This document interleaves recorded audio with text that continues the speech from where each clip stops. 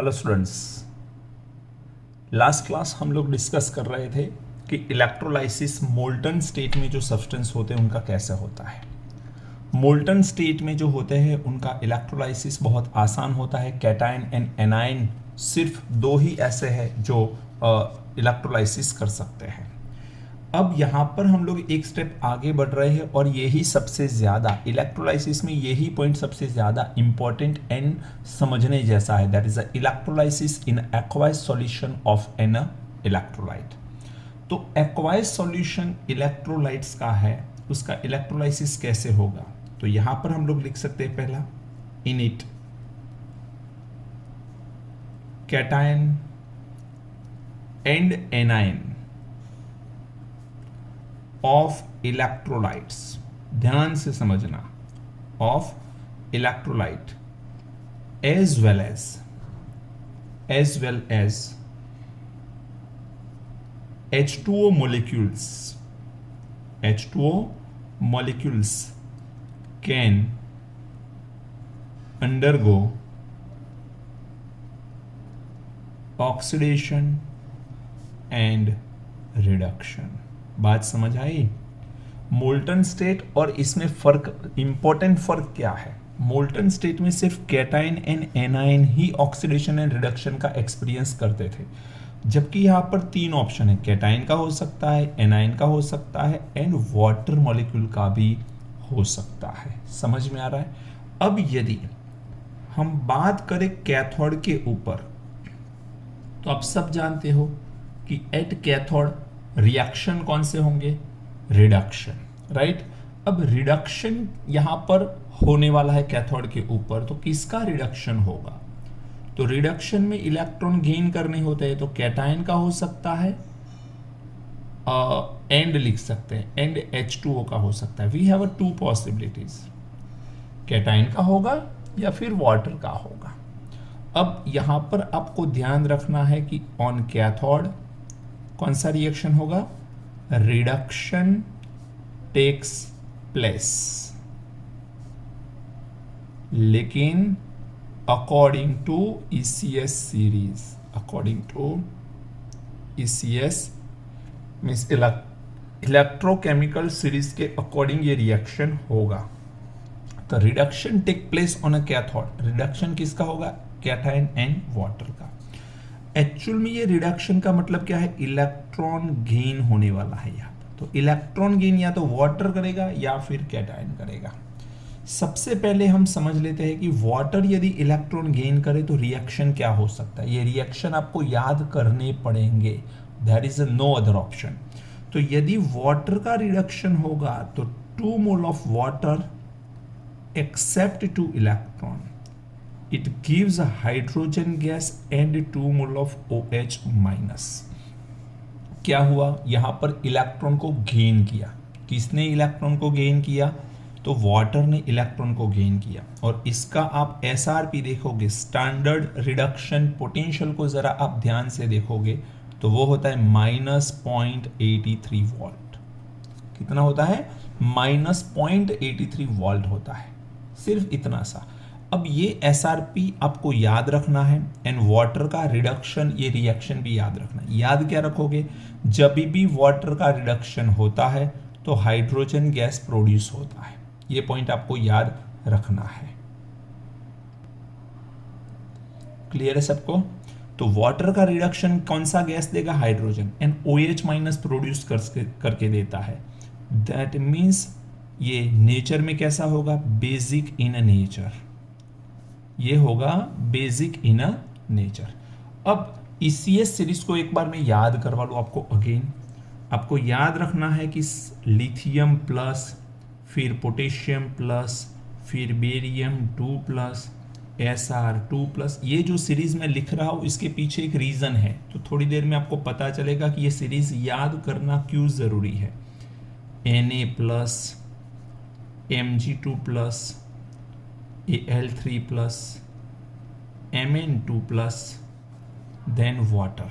यहाँ पर आता है वाटर यहाँ पर मैं राउंड कर लेता हूँ वाटर को, और उसके बाद में आता है जिंक 2+ या +2 भी लिख सकते हो आप लोग, Cr3+, Fe2 plus, CD2 plus, then CO2 plus, then Ni2 plus, SN2 plus, Pb2 plus, उसके बाद आएगा H plus, then after copper 2 plus, mercury 2 plus, Ag plus,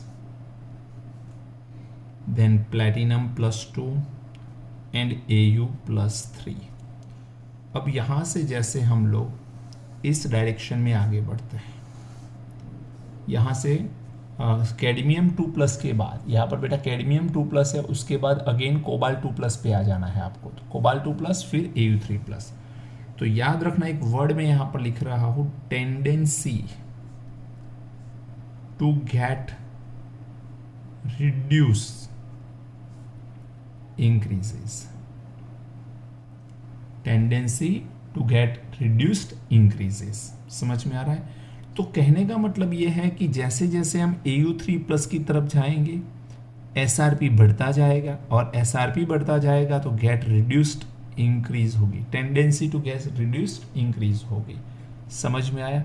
तो वाटर से ज्यादा टेंडेंसी किनकी है? Zinc, chromium, iron, cadmium, cobalt, nickel, tin, lead, H plus, copper 2 plus, mercurous, silver, platinum and aurous. Aurum बोलते हैं इसे, गोल्ड वैसे Aurum होता है। ओके, तो ये आपको याद रखनी है सीरीज। जब तक ये सीरीज याद नहीं होगी आप क्वेश्चन नहीं कर पाओगे। तो मेरी रिक्वेस्ट है आप सबसे कि सीरीज को अच्छे से याद कर लो। ये बात हुई कैथोड के ऊपर की। अब यहाँ पर जरा ध्यान देना, तो ये carbon copper, mercury, silver, platinum and gold, इसे हम बोलते हैं छापा मेटल। क्या बोलते हैं बेटा? छापा मेटल। तो ये छापा मेटल जो है उनकी सबसे ज्यादा रिड्यूस होने की टेंडेंसी होती है। ओके, चलिए, तो मैं मेटल ही लिख रहा हूं क्योंकि मेटल का ही यहाँ पर कैटायन, तो मेटल हो सकती है एंड वाटर, इसी का रिडक्शन पॉसिबल है। चलिए अब बात करते हैं एट एनोड। जब एनोड की बात आती है तो एनोड के ऊपर क्या होगा? आप सब जानते हो कि ऑक्सीडेशन होगा। किसका हो सकता है बेटा? Anion and water, anion and water. तो यहां पर हम लोग लिख सकते हैं, जैसे कैथोड के ऊपर लिखा था, यहां पर लिखा था हमने reduction take place according to ECS। तो यहां पर आएगा oxidation takes place, oxidation take place according to following series. अब मैं यहां पर एक छोटी सी सीरीज आपको लिख के दे रहा हूं, बहुत छोटी सी है, याद भी हो जाएगी आसानी से, लेकिन वो याद करना जरूरी है बेटा। ऑक्सीडेशन में इलेक्ट्रॉन का क्या होगा? इलेक्ट्रॉन यहां पर डोनेट होगा, या फिर हम लोग लिख सकते इलेक्ट्रॉन रिलीज होगा, राइट। चलिए F माइनस, उसके बाद याद रखो SO4 2 minus, then NO3 minus, फिर आएगा वाटर, फिर Cl minus, Br minus and I minus. बस इतना याद रखो, यहां पर बीच में ये वाटर रहा।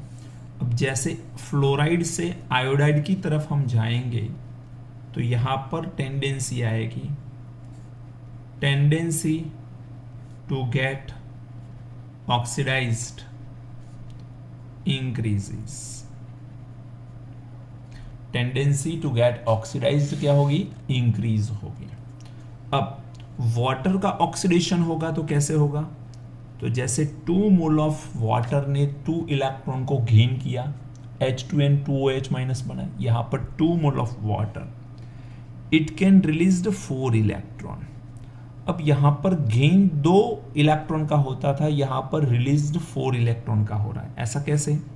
रीजन है यहां पर O2 गैस मिलने वाला है एंड 4H प्लस मिलने वाला है। यहां पर H प्लस मिल रहा है तो कॉमन सेंस क्या बोल रहा है? एसिडिक नेचर इंक्रीज हो रहा है, एसिडिक नेचर इंक्रीज हो रहा है। और इलेक्ट्रॉन रिलीज हुआ तो सीधी सी बात है, यहां पर जो SRP था उसकी जगह यहां पर आएगा SOP, स्टैंडर्ड ऑक्सीडेशन पोटेंशियल जो होता है -1.23 वोल्ट। कितना होता है बेटा? -1.23 वोल्ट। अब एक कॉमन सा सवाल जो बच्चे मिस्टेक करते हैं जल्दबाजी में, वैसे पता नहीं है ऐसी कोई चीज़ नहीं, लेकिन जल्दबाजी में मिस्टेक करते हैं कि 2 mole of H2O, 2 electron gain करके H2NOH- बना रहे हैं। अब आपसे क्वेश्चन पूछा जाए कि इसमें रिडक्शन किसका हुआ, तो आप जनरली क्या करते हो पता है? 2 इलेक्ट्रॉन गेन करके 2 OH- बने, तो OH- जो है वो रिड्यूस हुए। नहीं बेटा, यहाँ पर हाइड्रोजन का ऑक्सीडेशन नंबर कितना है? +1, जबकि H2 एलिमेंटल फॉर्म है तो 0, तो हाइड्रोजन रिडक्शन होके मिला है। सिमिलरली यहाँ पर आपसे पूछा जाए कि ऑक्सीडेशन किसका हुआ है, तो यहाँ पर हाइड्रोजन +1 है, यहाँ पर भी +1 ही है, कोई चेंज नहीं हुआ। बट ऑक्सीजन -2 है, यहाँ पर 0 है। समझ में आया? तो यहाँ पर -2 वाले ऑक्सीजन कितने? 2। अब -2 वाले 2 ऑक्सीजन है, तो दोनों मिलके क्या बना रहे हैं? O2। और एक ऑक्सीजन 2 इलेक्ट्रॉन रिलीज करेगा, तो 2 ऑक्सीजन टोटल मिला के 4 इलेक्ट्रॉन रिलीज करेंगे ही करेंगे बेटा, सीधी सी बात है। तो यहाँ पर 4 इलेक्ट्रॉन रिलीज होते हैं, तो ऑक्सीडेशन होगा तो 2 mole of H2O give us 4 electron NO2 gas. ये रिएक्शन याद करना कंपलसरी है, क्योंकि क्वेश्चन ही इस रिएक्शन के ऊपर डिपेंड करते हैं। जब तक रिएक्शन ही लिखने का आपको नहीं समझ में आएगा तो आप कुछ नहीं कर पाने वाले आगे आके। 2 mole of H2O 2 electron gain करके हाइड्रोजन गैस रिलीज करता है, 2 मोल ऑफ OH- देता है। तो ये क्लियर है सबको? एनोड एंड कैथोड के ऊपर क्या होगा ये आपको पता चलना चाहिए। अब सिंपल सी बात यहां पर मैं बोल रहा हूं, जरा ध्यान से समझना। ये जो है यह बोल रहा क्या रहा है कि tendency to get oxidised increases. तो F- की कंपेयर में SO4 2-, SO4 2- की कंपेयर में NO3-, उसकी कंपेयर में वाटर, उसकी कंपेयर में Cl-, then Br-, I-, oxidation होने की टेंडेंसी क्या होगी? इंक्रीज हो रही है। तो बिल्कुल परफेक्टली ऐसा बोल सकते हैं कि वाटर की कंपेयर में Cl- का ऑक्सीडेशन जल्दी से हो सकता है। हो सकता है कि नहीं? वाटर की कंपेयर में Cl- का ऑक्सीडेशन जल्दी से हो सकता है। NO3- की कंपेयर एंड वाटर, ये दोनों ऑप्शन है, तो किसका ऑक्सीडेशन होगा? वाटर का। आपके पास एक ही वैसल है और इसमें सल्फेट आयन भी अवेलेबल है एंड वाटर भी अवेलेबल है, और आपसे पूछा कि ऑक्सीडेशन किसका होगा? इलेक्ट्रोड होगा, एनोड एंड कैथोड, और पूछा जाएगा ऑक्सीडेशन किसका होगा? तो सल्फेट एंड वाटर में वाटर कहाँ है? देखो आगे की तरफ, दैट मीन्स वाटर का ऑक्सीडेशन होगा। आयोडाइड एंड वाटर है तो आयोडाइड का होगा, Br- एंड वाटर है तो Br- का होगा, वाटर एंड Cl- है तो Cl- का होना चाहिए, राइट? तो कहने का मेरा मतलब ये है कि ये ऑर्डर याद रखना है। सिमिलरली एक ही वेसल के अंदर मान के चलो वाटर भी है एंड Fe2+ भी है। अब आपसे पूछा जाए कि Fe2+ एंड वाटर में से किसका रिडक्शन होगा? ये कैथोड है मान लो, तो कैथोड के ऊपर रिडक्शन होगा किसका? Fe2+ का कि वाटर का? तो ये सीरीज याद होनी चाहिए। Fe2+ कहाँ आता है? वाटर के बाद में आता है। तो tendency to get reduced increase, तो वाटर की कंपेयर में Fe2+ का रिडक्शन होगा। तो इसमें वाटर का रिडक्शन नहीं होते हुए Fe2+ का रिडक्शन होगा। मान के चलो Fe2+ नहीं और इसमें कैल्शियम 2+ होता तो वाटर का रिडक्शन होता, क्योंकि वाटर के पहले आता है कैल्शियम 2+। तो जो पहले आता है उसका रिडक्शन नहीं होता है, वाटर के बाद में आता है उसका रिडक्शन होता है वाटर की कंपेयर में। क्योंकि वाटर क्यों हम मेंशन कर रहा हूं मैं बार बार, क्योंकि हम बात कर रहे हैं एक्वायस सॉल्यूशन के बारे में। तो एक्वायस सॉल्यूशन की जब भी बात आएगी तो वाटर की कंपेयर में ही हम बात करने वाले हैं। ओके, अब यहां पर एक नोट में लिखने जा रहा हूं, पहले आप इसे नोट करिए अच्छे से, फिर मैं एक इंपॉर्टेंट पॉइंट आपको दिखा रहा हूं।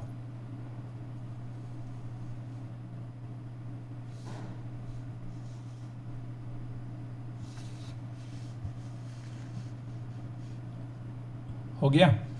चलिए अब इंपॉर्टेंट पॉइंट ये है, समझना, नोट करके इसे लिख लो आप, ये बहुत काम में आने वाली चीज मैं बताने जा रहा हूं। The SOP, standard oxidation potential of Cl-, is minus 1.36 volt is less than SOP of H2O minus 1.23 watt. अब दोनों में बेटा समझना कि आपको ये पता है कि स्टैंडर्ड ऑक्सीडेशन पोटेंशियल जितना ज़्यादा होता है उसी का ऑक्सीडेशन भी ज़्यादा होता है।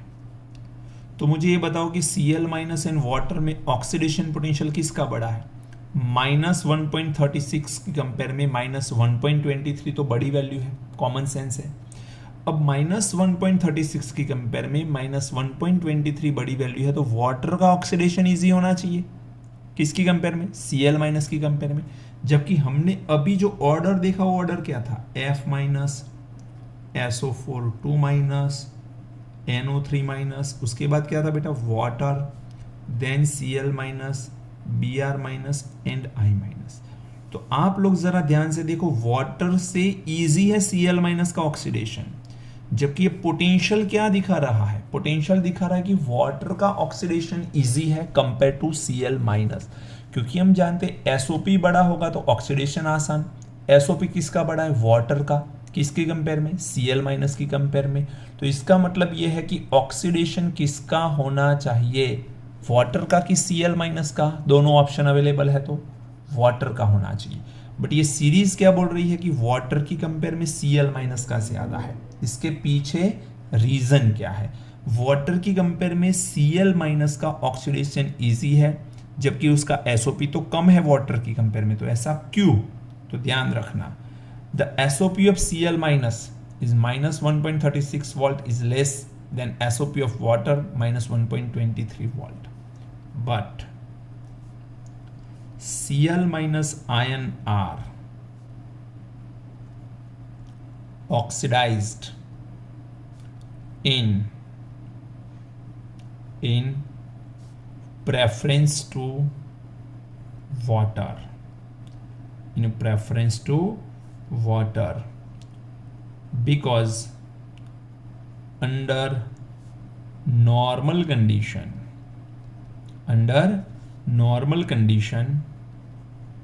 ध्यान से सुन लेना, ये ऑक्सीडेशन ऑफ वाटर इज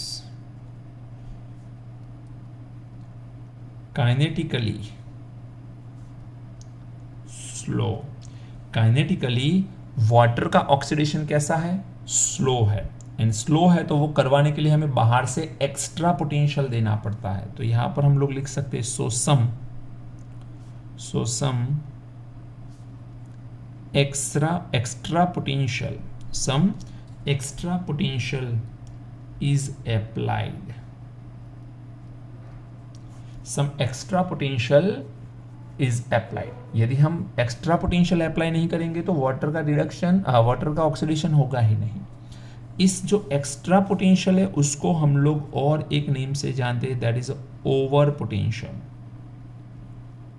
जो होता है उससे थोड़ा ज्यादा पोटेंशियल देना पड़ता है तो उसे ओवर पोटेंशियल भी बोल सकते हैं, या हम लोग इसे बबल पोटेंशियल भी बोल सकते हैं।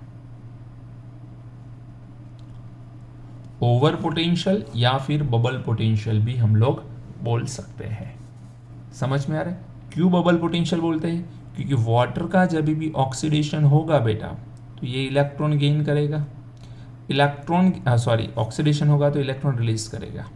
इलेक्ट्रॉन रिलीज करेगा तो कौन सा गैस रिलीज करेगा? O2 गैस रिलीज करेगा। एंड जब ये O2 गैस रिलीज करता है तो ऑक्सीजन के बबल प्रोड्यूस होते हैं, इसलिए इसे बबल पोटेंशियल भी बोलते हैं। यानी ये करवाने के लिए जितना जरूर है उससे ज्यादा पोटेंशियल दे रहे हैं हम, दैट मीन्स उसे ओवर पोटेंशियल भी बोलते हैं। दोनों को मिला के एक्स्ट्रा पोटेंशियल भी आप बोल सकते हो। बात समझ आ रही है कि नहीं आ रही है? तो समझने की बात यहाँ पर क्या है कि कौन सी किसकी कंपेयर में किसका ऑक्सीडेशन होगा, किसकी कंपेयर में किसका रिडक्शन होगा। जब तक आपको ये याद नहीं होगा मैं एक भी क्वेश्चन आपको नहीं करवा सकता।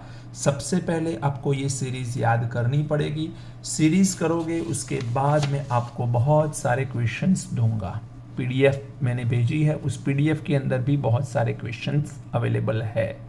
नोट करिए इसे, ये कहीं लिखा हुआ आपको नहीं मिलेगा तो इसे नोट कर लीजिए।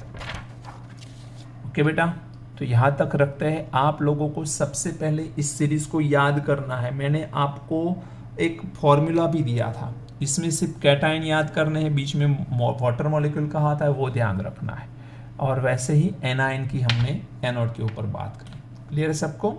चलिए मिलते हैं बेटा, thank you, God bless you.